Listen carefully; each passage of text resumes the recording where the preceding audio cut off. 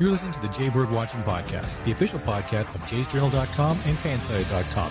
We are the official ballroom chat for everything Toronto Blue Jays baseball, from game highlights to rumors and all the stuff in between. Here's your host, Craig Borden, with co-hosts Jason Lyons and Liz McGuire. Now let's talk some Toronto Blue Jays baseball. Good evening, everybody, and welcome to another evening of the Jay Bird Watching Podcast. I am your host, Craig Borden, here to talk all things Toronto Blue Jays, Major League Baseball, and all kinds of shenanigans. You might notice this guy over to my immediate right that has got a little bit of a different looking hat on. We are going to discuss all things the week that was in Blue Jays baseball, what has become a very interesting American League East battle period here with our buddy Anthony from Major League Brews. How the heck is it, buddy? It's been a bit. Life is good, but life as a baseball Yankee fan, not so great right now. It's moving along. Enjoying the baseball season otherwise. Yeah. And to be like we were talking a little bit before the show after that, this feels weird as Blue Jays fans all of a sudden being the best team in baseball. Just saying.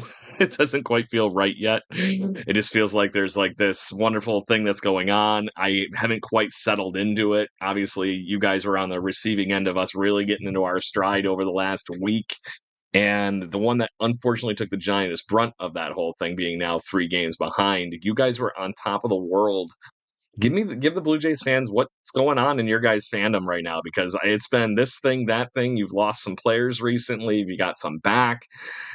It's been everything. So talk to me, Anthony. What's on your mind?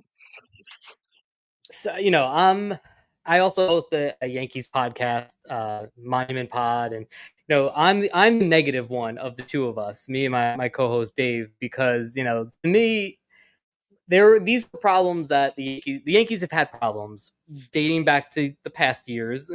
They became very evident last year on a national stage in the World Series. They play bad defense. They don't run the bases very well. They don't always have timely hitting, and starting pitching usually their strength, and usually their bullpen. So this year they came into they started the year off hot, torpedo batting people all over the place, and that was the big rage of the early part of the season. And they were out hitting people. They still have a 102 run differential, which pretty damn good. But they do tend to blow out teams, but lose. But also, they went through a stretch where they didn't score more than 3 runs against the Red Sox, and just a few bad series in a row. The Orioles, it just took a bad turn. So offense can be streaky. The bottom of their lineup's kind of weak right now, and the strength of their team has been the starting rotation. That has not been the case the last couple weeks. Carlos Rodon's kind of had some rough starts. Will Warren, having his rookie troubles. Clark Schmidt just having TJ now. Ryan Yarbrough was a miracle godsend, and then he got one of ours. Yeah, we loved him, and we were missing him at the beginning of the season. Especially our bullpen couldn't save their ass at the beginning of the season too. I know. I loved the Yarbrough pickup because he was a good lefty bullpen, but then he ended up getting starts, and they kind of converted him a la like a Clay Holmes or a Jordan Hicks last year, and it was kind of working. And then he got hurt. So, but now the usual strength of the Yankees has always been their bullpen, and this year it's been not great. Devin Williams struggled early. Luke Weaver was doing great. He got hurt. Now he's struggling a bit. They've had a lot of injuries in the bullpen. So as a Yankee fan right now, I'm hitting the panic button. I need a lot of moves to be made, and there's not a lot of moves to make. But so that's where I am. And the Yankee fans, Anthony Volpe's taking a lot of heat, which I feel bad for the kid, but it's rough being the Yankee shortstop, no matter how you play it. Yeah, there is that whole piece to it. And I got one third-party vendor here that we're all of a sudden going to have in the conversation for a hot minute. Jason, buddy, how the heck are you on the way with the kiddos? You know what? I was letting this Yankee fan vent on our show. I don't know what I was thinking.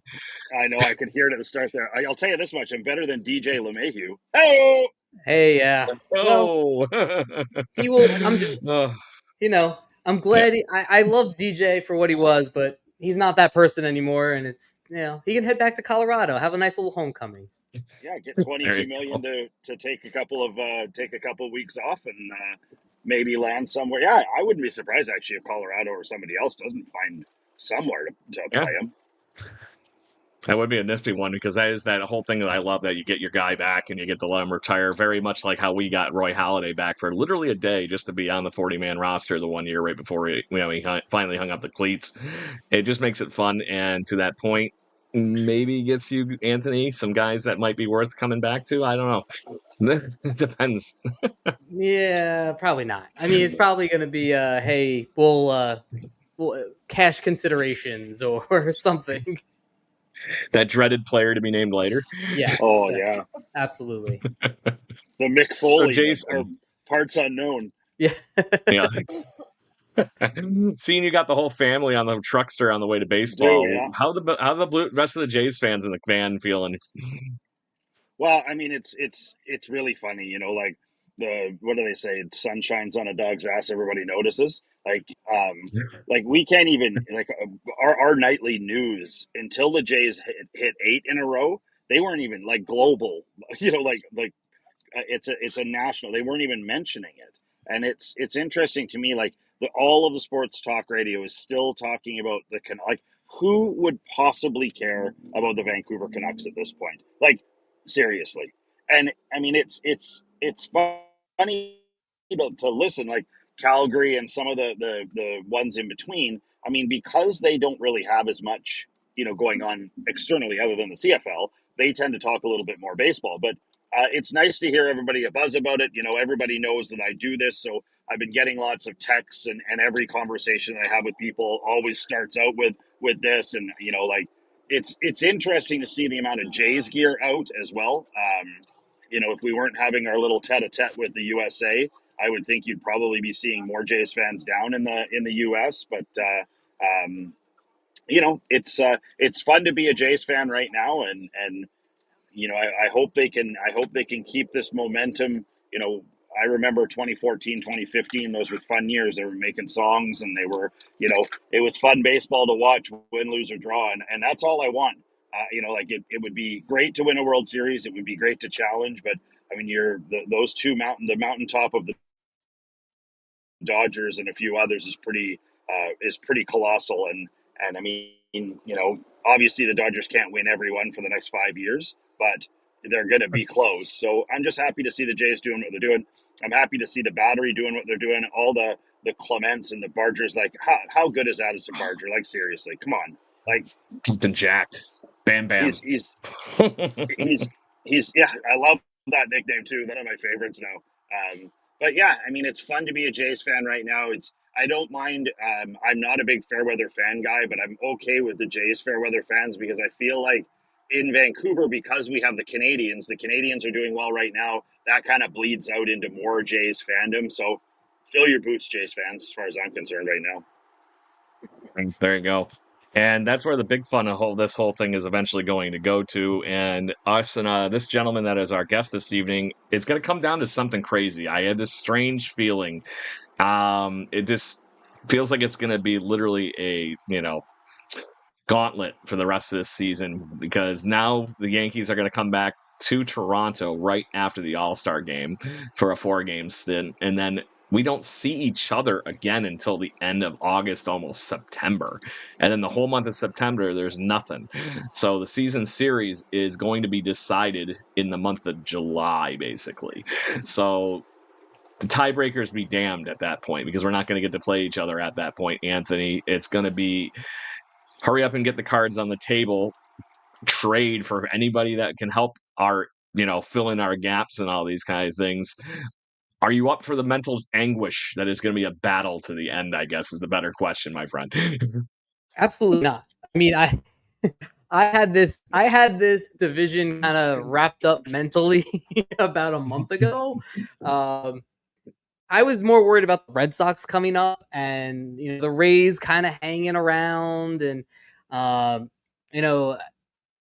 be honest. And, I hate to say it on a Blue Jays podcast, but my pick was, I thought the Blue Jays, with the pitching that they had, was not going to hold up. The bullpen was going to be an issue for them the whole season.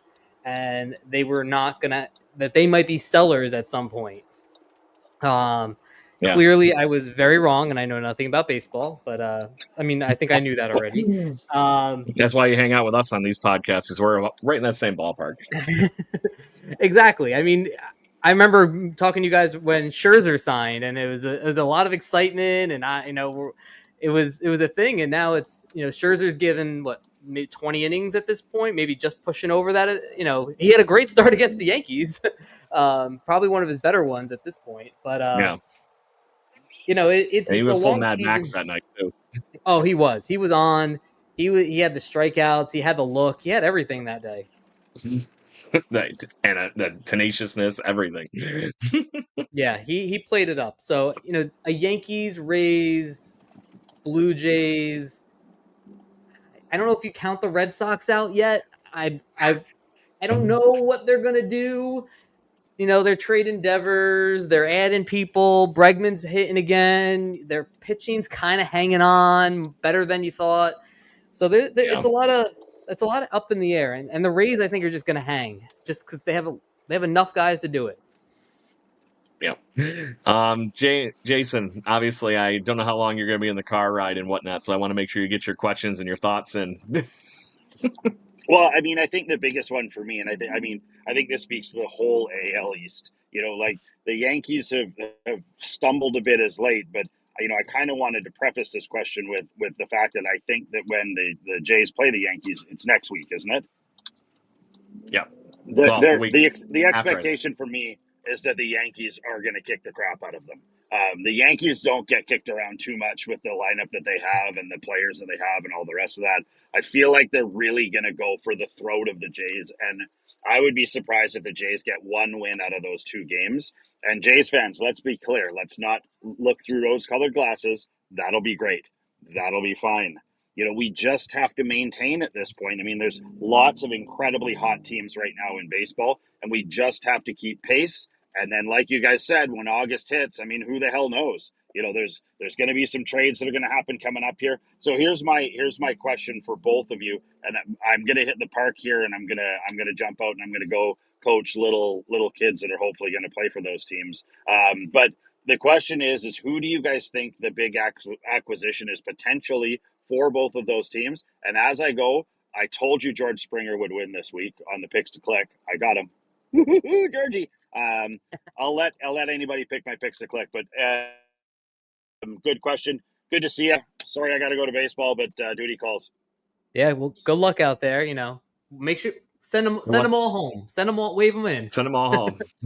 Yeah, always do. Good deal. Cheers, buddy. So see you guys. On that note, Anthony, so obviously, like he was talking about, we're going to have some fun here at the trade deadline, and things are going to go slightly obnoxious with, honestly, probably the two of our teams being very heavily in that pool. Is there somebody that you're looking at that has been mentioned of being available that you think is the great fit for the Yankees? I mean, the Yankees need a third baseman. Like Jason mentioned, they DFA'd Mayhew today. That all was kind of coming along, and I honestly did not think it would happen. The team seemed to love LeMahieu, did not want to put him. He great clubhouse guy, good veteran leadership, all that stuff, but very limited since foot injuries have really hampered him. He could not move laterally at second base. You have Jazz Chisholm, who they had to move to third because that's not his natural position. It just threw off the whole infield. Moving back to second, now you have Oswald Peraza hitting 160 playing third, and that's not ideal. So there's been a lot of third baseman names thrown out there. I would love Eugenio Suarez from the Diamondbacks, but I don't know if I want to pay what it's going to cost to get an older Eugenio Suarez to play third base. Yes. The rest of the options aren't great. Key Brian Hayes, good defensively, but still kind of up and down with the bat. Ryan McMahon, a lot of swing and miss. So there's options out. There's a lot of third base options. I just don't know how many of them are.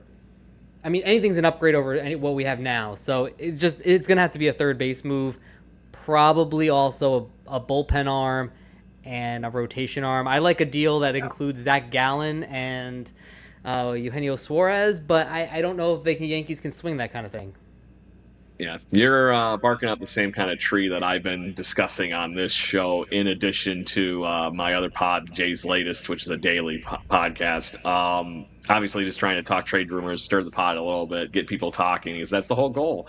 I enjoy those conversations like we're having tonight and whatnot, but it looks like our friends in the chat and the cheap seats are right there with you on the get McMahon going, because he could be a really good one for y'all. And it's that piece to it that's just, yes, you are correct that he has a ton of swing and miss, but at the end of the day, he hits dingers.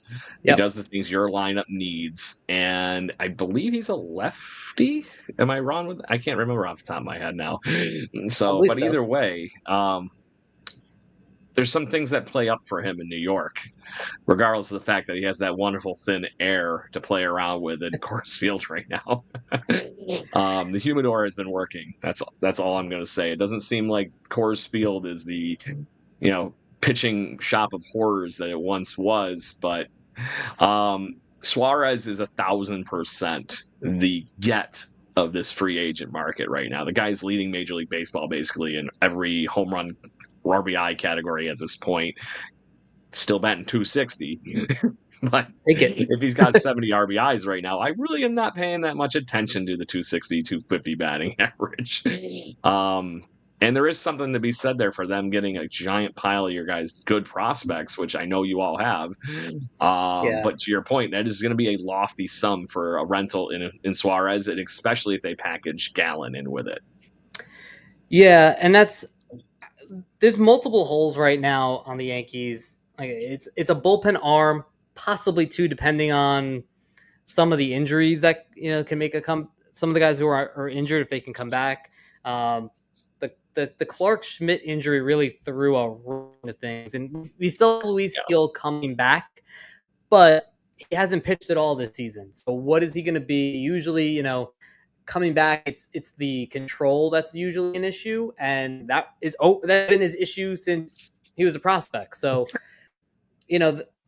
that's something that kind of threw a wrench into things, I think, and maybe is gonna possibly make the Yankees have to get something additional that they weren't planning on. I think a bullpen arm and a third baseman were always in the cards, but now we might need a starter too.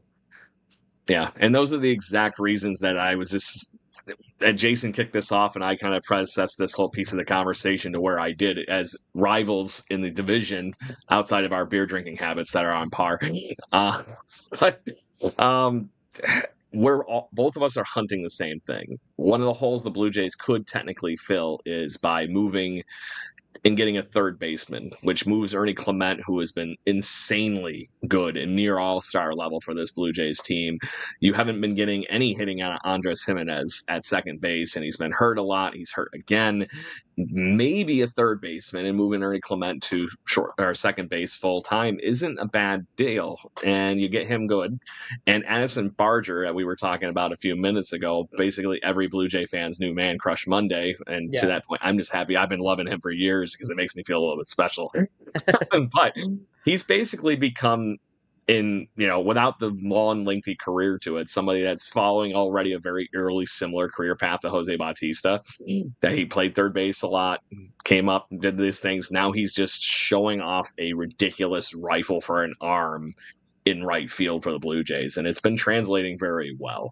So third base is something we could be competing over the same people on the trade market. Same thing we were talking about with Zach Gallen. Zach Gallen has been continually checked in by the Blue Jays, apparently, or at least all the wonderful people that think they're baseball experts above our pay grades here. But there's a lot of starting pitching potentially on this trade market, and some really weird ones that I keep hearing too. Like somehow Freddie Peralta is being dangled by the Milwaukee Brewers. Does that make any sense to you for a team that's this close to running away with a division and a wild card spot at this point? Yeah, I was just reading something about the Brewers today, and they are going to have a bunch of pitching coming back. So they were saying, if they can get a haul for Peralta, they may take advantage of it. But like a Nestor Cortez can be moved. I mean, not. I don't know who's taking him at this point, but no. I'm still angry with him about Game 1 in the World Series, even though it wasn't his fault. It was not his fault. Yep, shouldn't have been not his fault. But it's interesting. The Brewers are one of those teams that will deal from their strength to upgrade a weakness, and I give them credit for that because you don't usually see that kind of thing. But I think it's something that if you are better at now, it makes a big difference because how many teams are still in the wild card hunt? There's not going to be a ton of sellers. And I think there's going to be a moment where it's like contenders are going to have to figure out, I got a little bit extra of this. Can I move that and make a deal to upgrade somewhere? And the Brewers have done that. They did that recently with Josh Hader, one of the best closers in Major League Baseball. But like I said, it just blows my mind that you're still hearing that out of all of the ones that they could trade, that Freddie Peralta is the one that they're deciding to, hey, you know what? We're just going to throw this out there and see if this gets us anything back, because he has been phenomenal this year for the Brewers. Yeah. So it's very Rays-like in the way they're able to kind of move pieces around and still be competitive, because the Brewers have not had a terrible season. You could say the same thing about the Rays. They haven't had a rebuild. They've had a retool, kind of a reset, but they find a way to do it on the fly all the time. Exactly. That's the thing that's impressive to me. Like, I can't remember the last time the Brewers actually legit were bad. It's just like they've always just been there and doing what they're doing, and then just tip to the top. Yeah. Right. So, and they find a way to do that. And the way they do that is a lot of these times doing exactly what we're talking about here and trading from your strength, moving a big piece like that, who is not under contract more than next year, I believe. But right now, it just kills me.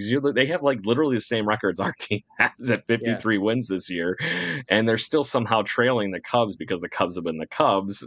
Yeah.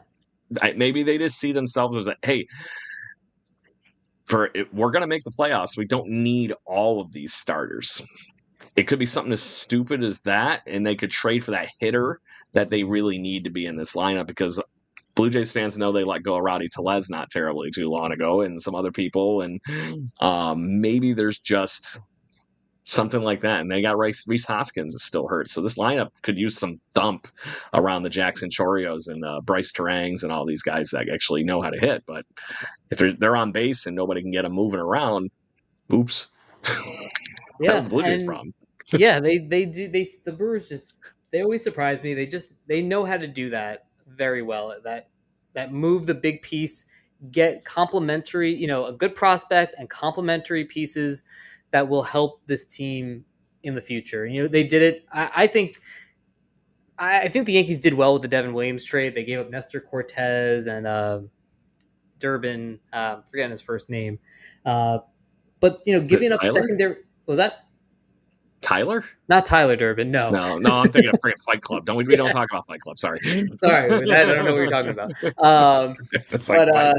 Everyone wanted that kid to be the Yankees' second baseman this season, and the Yankees moved him to get Devin Williams, and a smart little move. They add a little speed. They add some contact. They get Nestor Cortez. And Devin Williams should be doing great for you. He was one of the best closers in Major League Baseball the last few years, and it's just, I think it's just a comfort thing. He's got to get settled in, and he'll be just fine, especially when you guys have him for a few more years too. So it's just a timing thing, I think. Yeah, but he's wearing it right now.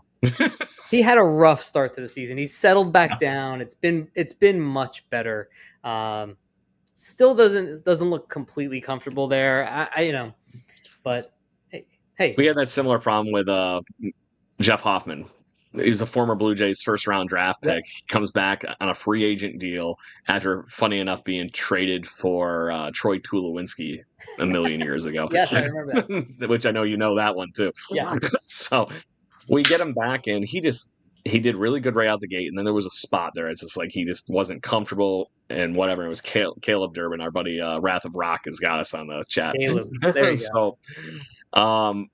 It was one of those things, but now he's gotten past that, and he looks like a completely different player. So it's just a matter of baseball's a game of adjustments, and you just gotta find your home. You gotta find your your groove, whatever it might be, and hence the reason I think that our two teams are entwined in such a battle right now, because it's that exact thing. The ups and downs of baseball have come and found both of our teams recently. Now, I know Hoffman signed a 4-year deal, but how much are the Phillies regretting the Romano signing versus the Hoffman signing? I bet you they are, but at the end of the day, they got Romano dirt cheap in all reality. They did, so but it's he's not. also They got a didn't pay 12 Jeff ERA. Hoffman. There is that, and I love Jordan Romano just like all Blue Jays fans do. It's not just the Canadian born thing. It's the fact that he was a great Blue Jay for us, and he will be always looked upon by Blue Jays fans in a high manner, I think. And it honestly hurts me watching him at that ERA, and I just want to see him do good things. And the Blue Jays did take him to school when we played the Phillies the one series too. Walk-off win for the Alejandro Kirk, his old battery mate at the Maple Beef. It's my other favorite Blue Jay nickname of late, other than Bam Bam Barger. Those are good ones. So I guess I just completely ruined this conversation. I got nicknames on my mind right now. There's a very interesting Blue Jays nickname for a minor league first baseman named Peyton Williams. I know you're a minor league baseball enthusiast yourself. Have you heard this Blue Jays prospect's nickname yet? I have not. His nickname is the Iowa Meat Truck, because this man looks like he's like 21 years old. He looks like he's 50. He's huge, and he just looks like he just does nothing but lumberjack things as he's prepping up for the freaking bat and everything. And the story of him being nicknamed the Iowa Meat Truck is apparently he showed up for high school baseball with some company named the Iowa Meat Truck on his shirt, and apparently the coach thought it was fitting and just starts calling him the Iowa Meat Truck because he drops bombs like it's his job apparently, and it stuck. So I love those kind of things, though. There's not, back in the 1910s, everybody had a nickname, and you didn't even know who a player's real name was, and you missed that kind of thing. I wish on baseball cards they would just use the nickname. Like for some of those guys, it's just be they're Iowa Meat Truck. Yeah. Just have you heard the David Ortiz Dustin Pedroia story? Yes, because this is one of my favorite stories in Major League. Hey, who's Dustin? And he goes, I'm Dustin. And he gives him that stare. And I thought your name was Pee Wee. He was dead serious about it. He played with him for 5 years. It's one of the better baseball stories I've heard in a million years, because to that point, Big Papi is that 100% comedian in Major League Baseball, and it would not surprise me that was just flat out how it was. Yeah, I completely agree. When you hear it, you're like, there's no doubt that this story's true. Yeah, exactly. So let's get back on topic here. We got all sorts of fun from our friends in the chat here. Michael Borland, first thing is first, is going, has it been completely gloom and doom on the John Boy and the whatnot podcasts, and all these things about just the horribleness that you've been dealing with as a Yankee fan of late? Has it been I know you mentioned that you're feeling down right now, but is everybody in meltdown mode? Because that's how we were to begin this season. And to your point when we were talking earlier, it's the Blue Jays are going to be sellers at the trade deadline, and then all of a sudden the baseball gods shined on us for 5 minutes. You know what I think Yankees fans, I mean the people I follow, are some of them are the eternal optimists, and it's Anthony Volpe's going to turn it around, and I know. I look at the players the Yankees have. They're still a good team. This is not a bad team. While I am down on the way they are playing at the moment, this team is better than their current record is. What hurts the most. And I'm busting the song here. There you go. What hurts the most is they lost a they lost 2 series in a row to the Red Sox, when they probably could have buried the Red Sox and put their season completely out in those moments, and they didn't. Then they played the Dodgers. They had the Dodgers series before that. They looked terrible. They played the Mets over the 4th of July weekend. Lost 2 out of 3 to a Mets pitching staff that was band-aid together. And then the sweep of the Blue Jays. I think it was the opponent. It's too much at once. Yeah, it was just like coming off the Dodgers series, the Red Sox series, another bad Red Sox series, playing crappy against the Orioles. It was just, and not scoring a run for like 30 innings. It was a lot in a short amount of time. Yeah. So, and then my boss pouring on that was his excuses. Like, of course we suck. Frickin' Aaron Judge is over June was what he said, and I'm like, he's been like 320. He's hitting like 350 still, which is ridiculous. I mean, he was hitting 400. No one's gonna think he's gonna hit 400. But the top of the lineup has not been bad. It's when the lineup was not hitting, everything else was on, and then everything went bad at the same time. And when you can't play defense, when your bullpen's throwing too many innings, your starters aren't going deep, and you're not hitting, you're not going to win. And that's where we are. I said the Yankees need the All-Star break more than anything else right now. Yeah, and to that point, I'm looking forward to that same reason, because regardless of the Blue Jays being on a 10-game winning streak until they ran into the White Sox, Adrian Hauser today. And by the way, he puked in the dugout and then went back out today and just continued mowing through the Blue Jays hitters. So he was on, and that's what I'm always a firm believer that good pitching will always be good hitting. And I'm not just saying that. I've seen that so many times. And my favorite referral to that one is the last time the Miami Marlins won the World Series in, what was it, 90? No, the first time, 95, I think. 97? It was against the Cleveland Indians at the time, 97. who had Hall of Fame name in every freaking part of their Hall of Fame name worthy player in every part of their lineup. The worst hitter on that team was Sandy Alomar Jr., for Christ's sake. Yeah.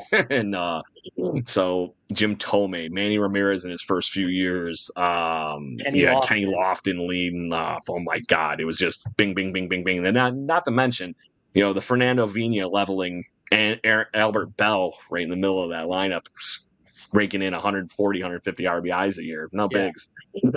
So that lineup was just decimated by the pitching for the Miami Marlins that whole World Series. They could not hit their way out of a brown paper bag. And that, to me, is just always the quintessential. It doesn't matter if you're Tony Gwynn. If you run into Greg Maddux is going to get you out. Yeah, and I also I think the saying about momentum. I mean, the Jays had a great winning streak there, but you're only as good as your next day's starting pitching. And if that fails you get down in a hole. It's not always easy to come back and fight through it. And if you have a pitcher opposing you who's on and rolling through, yeah, that's how it is. I got a great comment here per our little nickname sidetrack here. If the Blue Jays get Zach Gallen to go north of the border to Toronto, do they call him Zach Leader instead of Zach Gallen? I get y'all there. I like fun with the metric system. I get it. I love it. We also had, where was it? We were also told to stop prospect hugging by our buddy Michael Borland. Let some of these guys go. He's not wrong.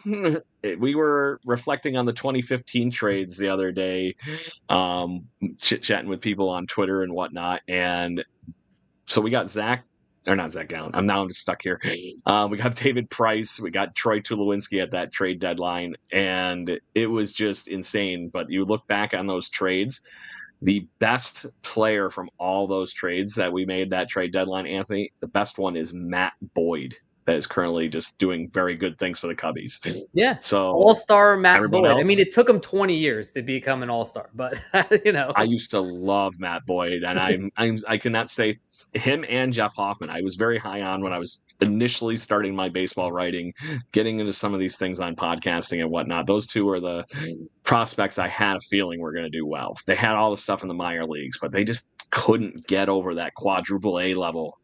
And I'm very happy that both of them did that. Matt Boyd was a stellar guy when I interviewed him for Jay's Journal way back when.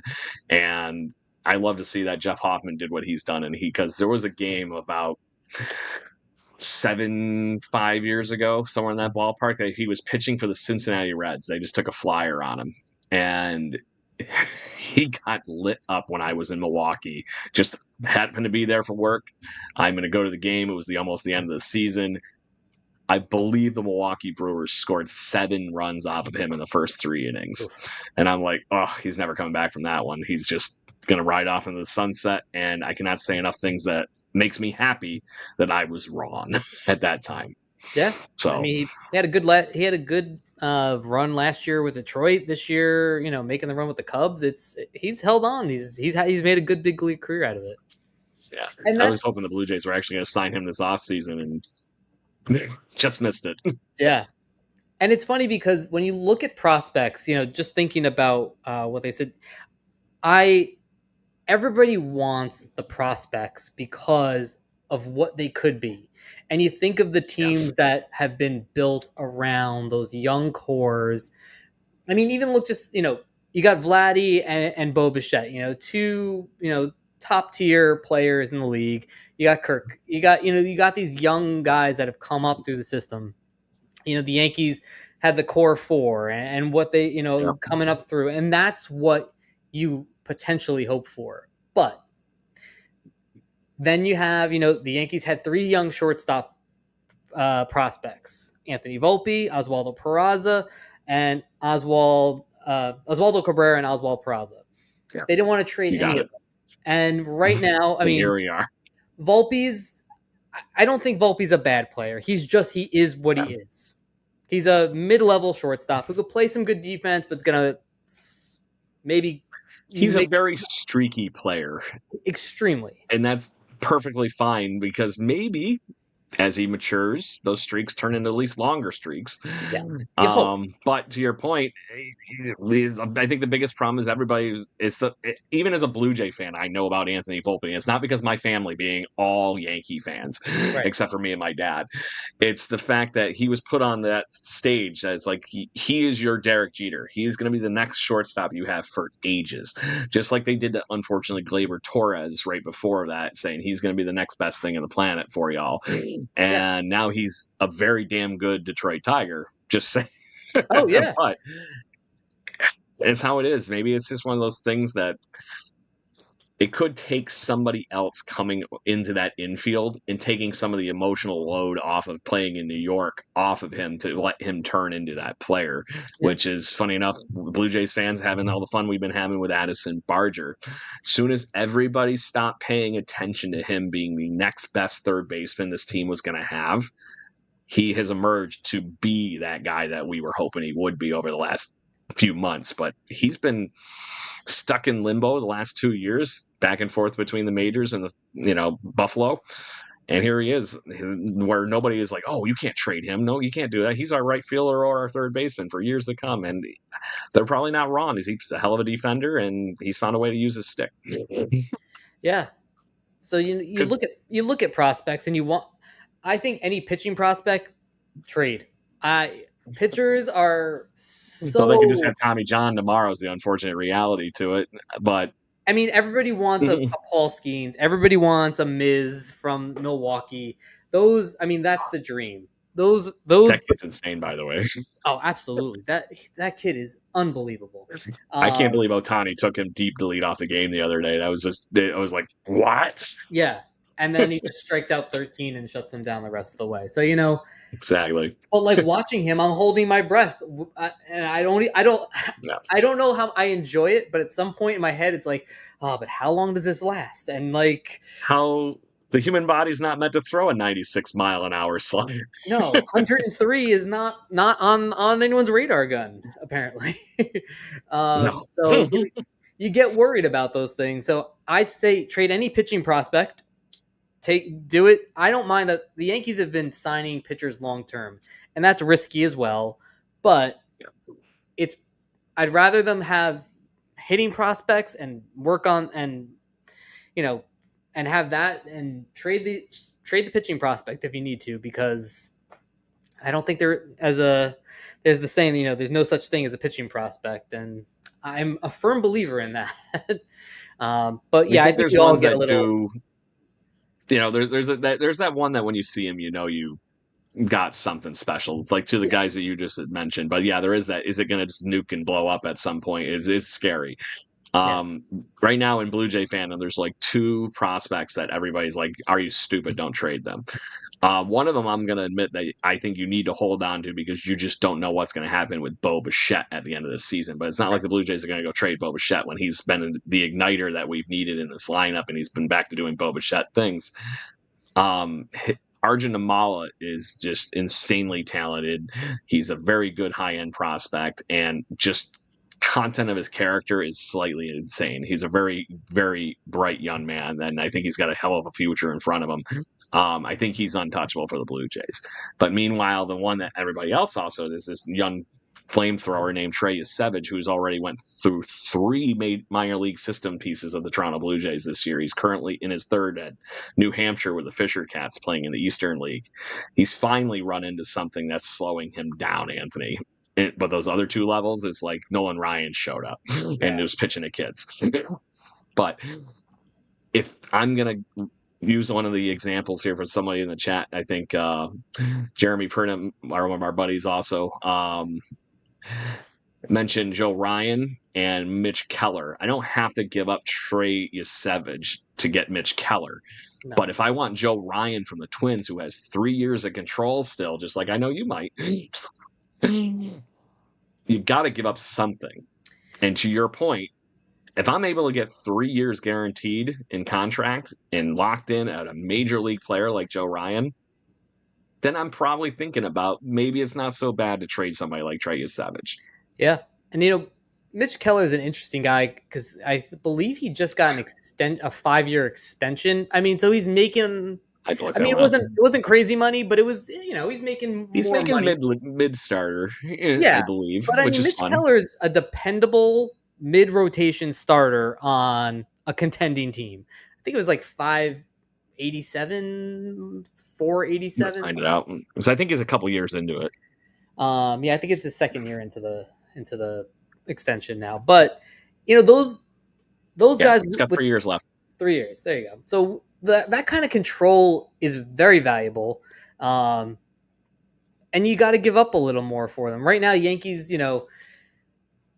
George Lombard, shortstop down in Double-A. I've seen him play. I think he's got potential. The first time I saw him, had a lot of swing and miss. A lot, good shortstop, third base. He could play either one. I think he ultimately will be a third baseman. But he's the hot riser who he was on fire throughout the entire spring training and struggled a little bit here and there in the minors. Spencer Jones is basically Aaron Judge light, but I mean not light because he's still 6'7", but he can run and play center field. He's got a lot of the tools. He can hit for power. He's just been tearing the cover off the ball in AAA, and he was the guy I was ready for the Yankees to move if they needed to get a piece. And now it's like, now he's really showing that potential. He's come into it now once he hit AAA 2 weeks ago, and now I'm like, damn, we got to hold on to him, don't we? That's the unfortunate catch to it. It's like, yep, oh no, and then it's back and forth all the time. That's prospects for you. Yeah, and I'm in the same ballpark that prospects are capital. There's kids I like I said, I really think that Arjun Amala is going to end up turning into something just because I know the work ethic's there. So I'm a lot happier to take a fly on somebody like him that I've seen really grind it out, especially at his age. And you just kind of have a feeling that something good is going to come out of that piece to it. But for that other piece to it is I want to win now. Yeah. I don't want to wait. Hence the reason the Blue Jays depleted their whole farm system in 2015. And shaved the top off of and really went to it. So, but that worked out. That was the closest the Blue Jays have gotten in a million years. And the thing that's still horrible, Anthony, to Blue Jays fans, we've been in the playoffs a handful of times over the past few years. The last time this team has still won a playoff game is all the way back in 2016 when Josh Donaldson, everybody was still on this team. It is a little bit painful that we've been to the playoffs that many times and you get stupid crap like Jose Barrios being pulled out in the third goddamn inning. So I love Kikuchi. I'm not knocking that. But at that time, stupid. Let the guy go. It would have felt so much better in hindsight to lose with our guy on the mound rather than the weird shuffling nonsense that it was. So, but that was the last time the Blue Jays really had a shot at it too. So crazy. And, just going back to just thinking like trade deadlines and trades that teams have made. If you look at like the Jose Barrios trade, like the Blue Jays had a trade with Austin Martin and was it Simeon Woods Richardson? Yes, SWR. I mean, yes, he's been okay lately, but he hasn't been Jose Barrios. No, and he has, and Austin Martin was supposed to be the shortstop, or the third baseman, or wherever he was going to fit into that pickup position. He was supposed to hit too. But, you traded like two top prospects there and worked out, and one of the trades that you may look back on and that one worked. If Padres and the Nationals, and you look at that Juan Soto trade. Maybe you can kind of say that didn't work out so well for the Padres there, because I mean James Woods looks legit. C.J. Abrams is a star at shortstop, and Mackenzie Gore is a Cy Young contender for a bad Nationals team, which is pretty incredible. So they don't all people that could be traded, right? But he's got so many years of control, so it's not going to hurt him, I don't think. And sometimes it's, a bunch of guys who you never hear from again, and that's the way it works. Yep. So that would be the catch. And as a guy that lives here in Rochester, New York, is one of many Blue Jays fans that are now here because of that Buffalo connection during the COVID series and everything, and plus the Buffalo Bisons connection and period. Now we get to see our guys go up from here. Watching James Woods, Dylan Cruz, and Brady House last year on this Red Wings team here in town was really, really fun. Those kids are going to be something special. James Woods is already shown that he's really good. When I was watching them play here all together, I still think Brady House might be the one that has the longest and best career out of all of them. The way he plays the game is just in that ballpark. He reminds me very much of a David Wright type player. He's just going to go out there. He's going to find a way to grind. He's going to keep getting better and better and better. And there's no ding to the other two. Their game is very different. It's built on speed. It's built on things that don't have as typical of a longevity in Major League Baseball. Hopefully the game revolves around the rest of it. But that was one of those things I was surprised by when I was watching the three of them, because you only hear about Woods. And then Dylan Cruz is that like right behind it. Brady House being the third guy down the street. Yeah. I mean, that's an incredible, get when you're making a trade and going all in like the Padres did. And, Juan Soto's a game-changing superstar. So that's what you got to do. I don't see any of those guys in this year's trade deadline moving. There's not that guy. And I think it's going to take, you're going to need the Diamondbacks to decide they're out of this race. Yeah. Because the Rockies are, they got a couple guys that maybe they can move, but it's like Ryan McMahon and squint your eyes for somebody else. Yeah. They're not going to trade Togliva or something like that. They're not going to. No. It's going to be they have that other Bird kid that's in their bullpen that wouldn't surprise me if he gets traded. That seems like a very sneaky Yankee move to me, by the way. Wink, wink, wink, nudge, nudge, nudge. Hey, we'll take it. Because you guys always get the flashy one, and then you get this one that's like nobody heard this one happen over here, and that's the one that paid off better than the big one sometimes. And you guys get Gary Sheffield back in the day. I forget who they traded in that same time frame, but it was like, okay, great. The pitcher was the one that was this bigger trade acquisition than the getting Gary Sheffield. But yeah, It's like the year the Yankees got Joey Gallo, and I was super excited for Joey Gallo, and that did not work out so well. But they also made some smaller moves that ended up being a lot more important to that stretch run.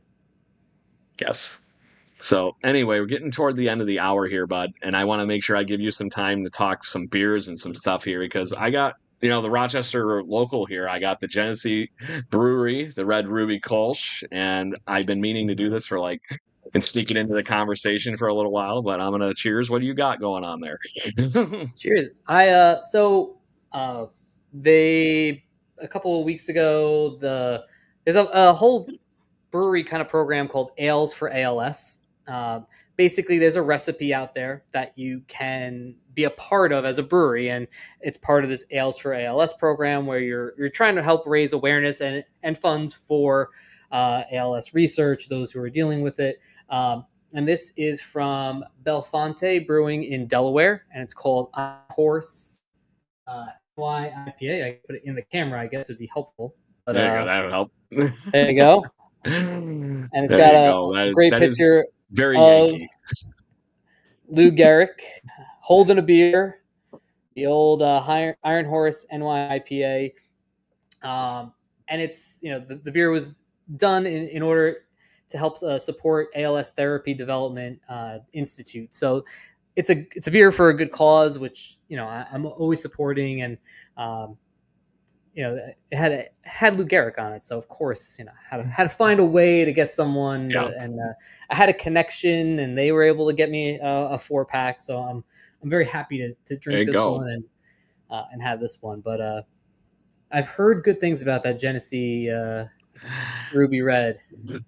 Yeah, I have enjoyed it. The Kolsch is really good, the Ruby Red, and it's not anything too crazy, not too thick or anything. Obviously, not as hoppy as what you got there or anything like that. But it's smooth. It's as good. I can sit on the patio all summer in the heat, and I can drink a few of these, and it's like, yep, that's good. That's gonna work.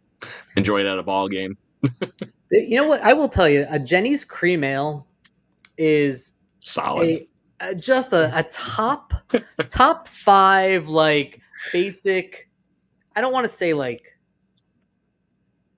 crappy beer, but because it's not a crappy, but it's a good base. It's it is in that ballpark of Coors Light and stuff, though. That's the catch. Oh yeah, when you can buy the 30-pack for $17.99, but it's one of the better ones, I will say. Anytime I've seen it, I'm like, am I getting a Jenny's 30-pack? Am I doing this? Yeah. Going for it with your hand anyway. And I've had at least 3 of them in my adult life that I've brought home, and I'm like, I don't believe I did it, but here we are. And throw them in the beach bag and take 10 of them with you. And people are like, oh, I'll take one of those. I haven't had a Jenny's in 20 years. A million years. So, but yeah, I will say that they're ones like this are in a little bit higher brow. I paid $17 for the 12-pack. Woof. So it's like I got half the cans for that could have gotten the cream ale, but just saying, you got a little more higher up. And if you happen to be in the Rochester, New York area, you can check out the Genesee Brewery at the same time you go to a Rochester Red Wings game. They're within a quick earshot of each other, and it is a fun retro brewery because it's been there on the Genesee River here in Rochester, New York for an eternity at this point. So, but anyway, talk to me about the No Bad Hops podcast and what you guys are doing with Major League Brews and everything too, bud. Oh, so shameless self-promoting time. There you go. All right. I'll do a little of that. So, Major League Brews, that's where you can find me on Instagram. I am to the No Bad Hops podcast. Last episode I did, I don't have the book with me, of course, because I'm doing terrible, over here, but had author on of Baseball Has It Ought to Be. It was a book on the Madison Mallards, which is a team up in the Pioneer League up in Madison, Wisconsin, and just what they've done to really make a college wood bat league come alive in that area. And it's funny because beer was the basis of of their thing. As it is most Pet Rock idea, same thing, by the way. Just saying. It's at the core of it. It's the thing that always will make money in my place. It always brings people together. That's the whole point. So it was great to have Tom Alicia on to talk about the book. But I am going to the MLB All-Star Weekend coming up in Atlanta, going down Nice. Friday. So there will be some exciting things coming up on the No Bad Hops podcast and at Major League Brews. I have a few interviews lined up with some cool guests, some different things. I'm doing a podcast live from Round Trip Brewery in Atlanta, Georgia. Sweet.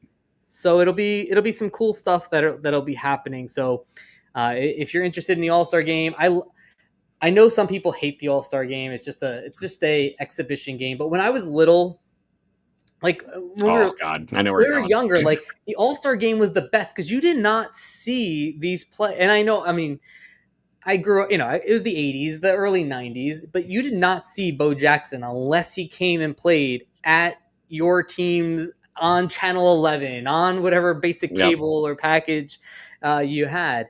So to see all these guys, national deals where you get to see it like I do watching. I never watched Blue Jays games. I saw them when they were on Saturday night or baseball and stuff for a million years here in New York. And whenever I would, regularly go up over the border and hang out. So to your point, that's how you saw everybody. Not to mention how much fun is watching the home run derby. I miss watching the celebrity softball game that they always used to do. Bo Jackson always was in those too for a long time. Yeah. And it was just fun.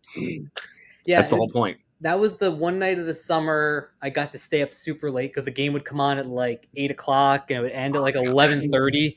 My grandma would let me stay awake, and I used to have like a notebook. I would make my own scorecard and like do the whole thing, and then those would be the lineups I would use in wiffle ball. And so like I know I have a childhood connection to it, and this will be my 6th All-Star game I'll be going to. So I mean, it was always a dream to go to, and now I've been able to do it a few years in a row. I love the event. It's a lot of fun.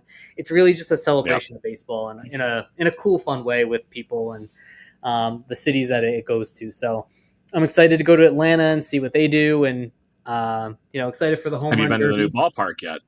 I have not been to Truist Park, so I'll be checking off a ballpark this season. I went to Fenway this year. Truist Park's next on the list. So, and the nice thing is the Yankees come to Atlanta right after the All-Star. It's the first series. So then you get to deal with us. So I was like, we got to stay. The Yankees are coming. So we'll be at the Friday night game. Why not?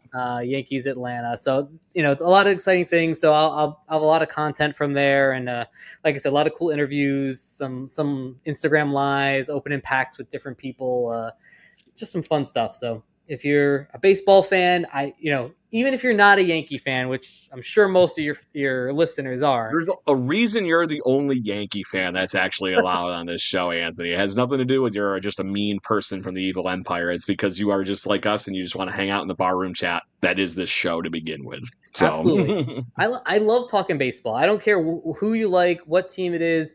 I mean, the only team, even if you're a Red Sox fan, I will talk baseball with you.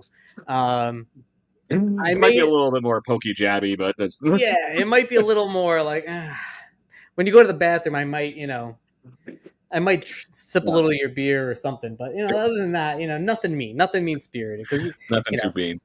Yeah, nothing too mean. So playful shenanigans is how I always refer to it. As long as it's playful. So we do have a question that you being the beer enthusiast that you are, and I know you've done some trips all over the place. We have one of our buddies of the show is wondering if you have any Canadian beers that you are rather fond of, because obviously I know why they're proud of their beer, because being a frequent visitor, it is damn good. And some of it makes ours look pretty damn bad. Just saying. I have not had enough Canadian beer. I will say everything that Left Field Brewery is putting out looks amazing. And I want to go to Toronto just so I can make the trip over to that brewery and grab some beers from them. I have not had enough Canadian beer not enough of it makes its way through. And I get a lot of beer. I will make beer trades around the country, and is it legal? But shipping it over the border, that's a whole nother level of Well, you have this guy that is like, I like going there. I come back. Maybe we could work some shirts and I'll get you some beer and we'll put them out as prizes on the show here. If some Left Field beers made it into your possession and they came over get you some cozies.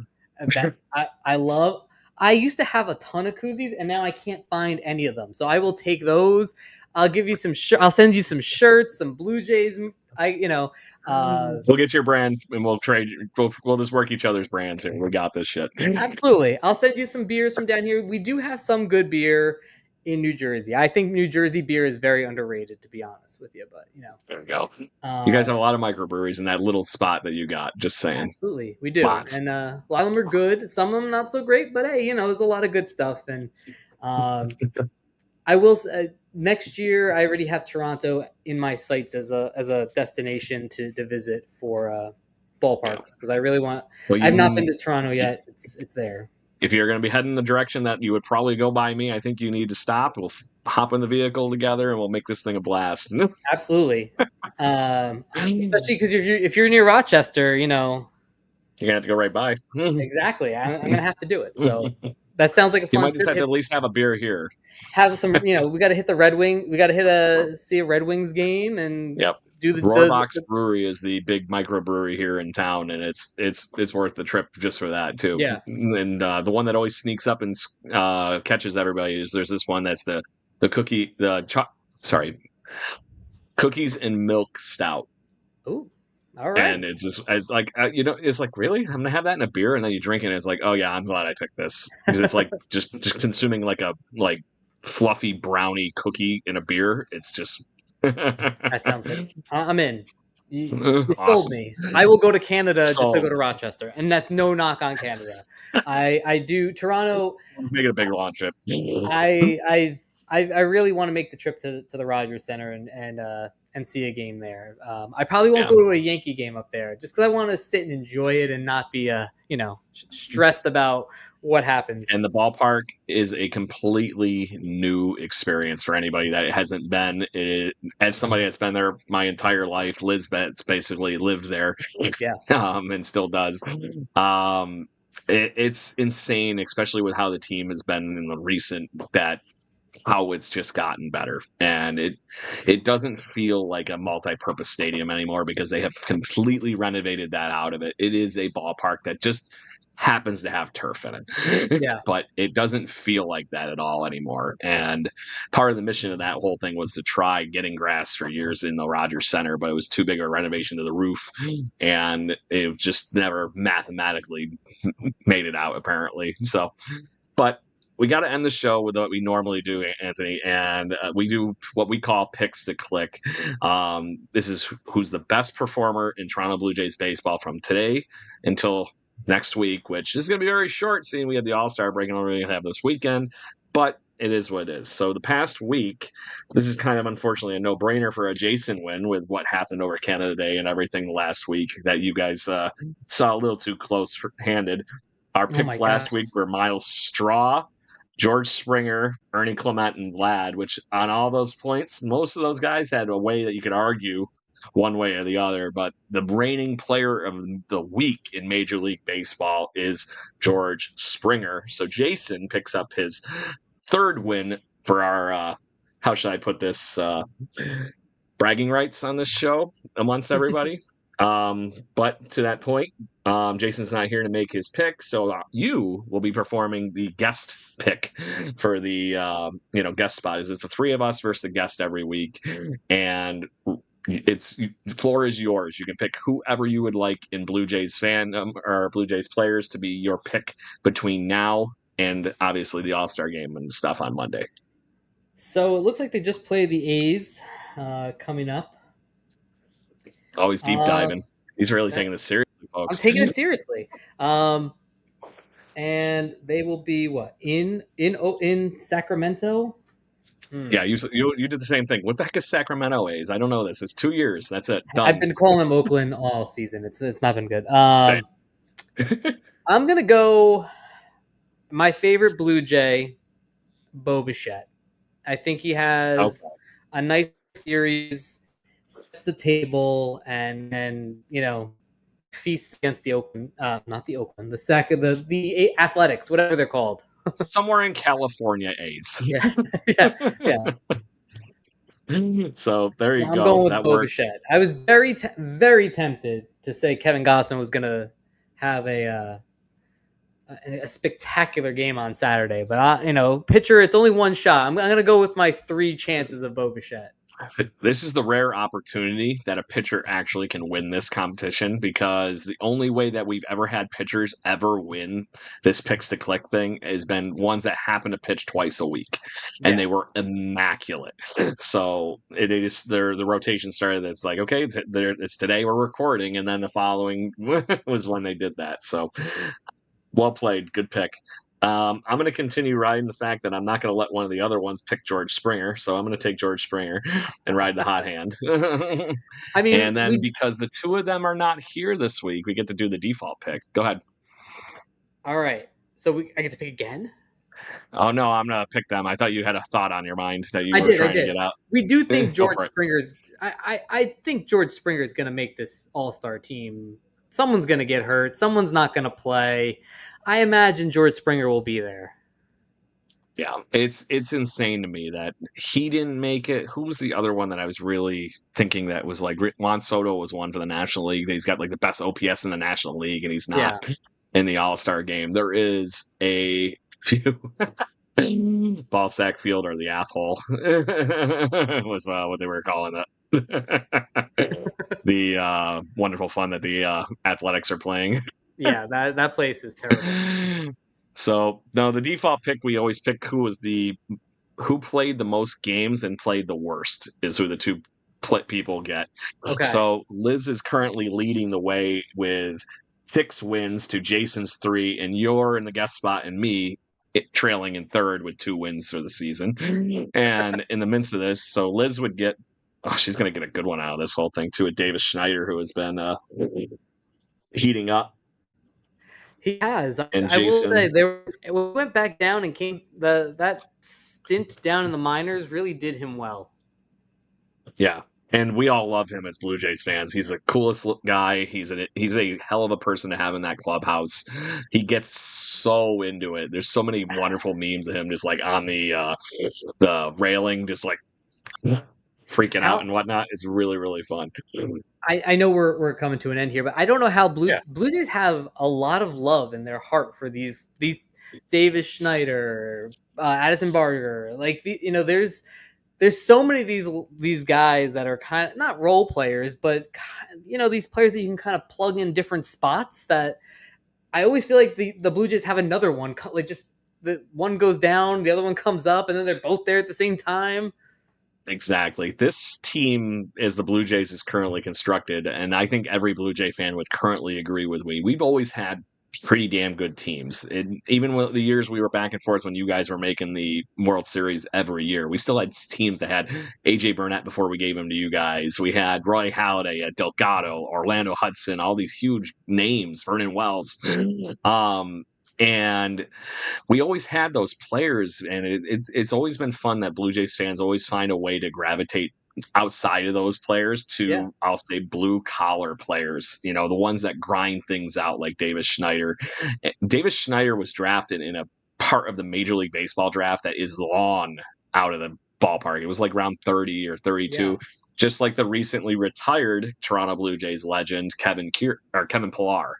They almost went for his other Gold Glove stealer every year, Kevin Kiermaier, who is funny enough a Blue Jay still, because he's in our management group or our coaching group. But we always find a way to gravitate toward those guys. One of the ones that I always loved watching when I was younger was John McDonald. Was an insanely talented, great shortstop for the Toronto Blue Jays. Yeah. We always gravitate to the goofballs like Minoru Kawasaki. That's still the best interview in Major League Baseball. I used the meme of that in our roller hockey chat because I got a cramp one time and I couldn't get up for like a minute, and I just laid there, and they're like, "Oh, this guy's done." So after that, it was all about bananas, and so every game it's hot. We somebody posts that now. Yeah, monkeys don't cramp. Michael Borland, 100%. Reed Johnson was one of my favorites, and Nathan Lucas of the Toronto Blue Jays current roster reminds me of Reed Johnson so much. It's the way he plays the game. It's that little kind of bit of swagger. It's the only thing that's missing is like the heavy metal walk up for when he walks up to the plate. So it's really fun to see. And But this is a true team the Blue Jays have. Yes, we have the Vlads. Yes, we have the Bows and the Gossmans and Barrioses. But when they're not doing something, Anthony, and that's been the difference maker for the Toronto Blue Jays over the past month and a half or so, they pick each other up. It is a different person that is at that player of the game level every game that gets them over the top. And this is no ding to your Yankees or anything, but they cannot continue to keep affording for, Aaron Judge to save them every game. And I'm not saying he can, but some of those other guys need to show up a little bit to lessen that burden on his shoulders, because you get the team like the Blue Jays that only pitched to him once, and of course he hurt him. Yeah, but that was a loud home run. But that was a loud home run that I can't believe was even given the opportunity. Because I'm like, he's going to hit a home run. There was no doubt in my mind watching that game, and I was like, I was getting to that point. It was 1-2, and I'm like, there's a chance, and then swap. Gone. And I think that ball ran more into the stands than it did starting to come down. It just kind of climbed into it. It was still moving. So, yes. So at the end of the day, that's our picks to collect. Jason, you get Ernie Clement was the next. I can't believe I'm saying this. The least hitting Blue Jay with Davis Schneider over the last week when they've had the timely hitting that they had the week prior, and it just seems odd to me, but it is what it is. I'm looking at the stats right there. Yeah. So, Anthony, is there any other baseball silly things you would like to get off your chest before we call it an evening? No, I'm looking forward to the home run derby. I don't know if you are a derby watcher, but I'm looking forward to it this year. A lot of young players, like James Woods, exciting. Junior Caminero. Yeah. Speaking of another guy that's meant for just eating baseballs, Junior Caminero. Yeah, he's just so much fun to watch, and Byron. I love that Byron Buxton is in this. I want Byron Buxton to be good and play. Not that he's been good. I want him to play a whole year and just see what he can really. I want him to be healthy. Yeah, we see him. I see him here in Rochester a little too much when he was a Twin. Still, just saying. I pray for good health for Byron Buxton, and that's all. I just want to see good baseball players, and I think it'll be a fun derby. It'll be a different feel to it, but I think it'll be fun, and just getting ready for some good baseball and a little rest for the Yankees, and then a second half. We hop right into the trade deadline. So, exactly. I need that little, that fun. Yep. Good deal. All right. So everybody make sure you check out at Major League Brews and the No Bad Hops podcast. Our buddy Anthony here is repping that up, doing a great job. We love the work you're doing, bud. Keep up the baseball and beer drinking. Perfect combo. Same as ours. That's why we get along so well. Absolutely. But feel free to hang out for a moment. But to that point, Blue Jays fans, make sure you check it back here every week. We are here to talk all things Toronto Blue Jays baseball. And as we were discussing this evening, there is so much coming on this plate for the Major League Baseball season the rest of the year. We are going to have our buddy Daryl from the Jay Birdie Apparel next week, all things repping Canada's baseball brand, to talk out as we creep slowly closer to the trade deadline. And we will have, obviously, All-Star Game shenanigans to discuss. And hot off the presses, Travis Snyder is going to be on the show again on July 23rd. So we are going to be able to talk all fun things with the Lunchbox Hero and have a great time talking baseball. And especially you sports, all you youngsters that do listen to this show with your parents and everything, that will be obviously a part of that, being his wonderful brand that he represents with 3A Athletics, which is all about making sure that you youngsters prep this part of your, athleticism just as much as your actual, game. So this is, what's the old yogiism, Anthony? Baseball's 75% mental, 50%. I can't even think of it. Doesn't either way. It doesn't add up to 100%. It does not add up to 100.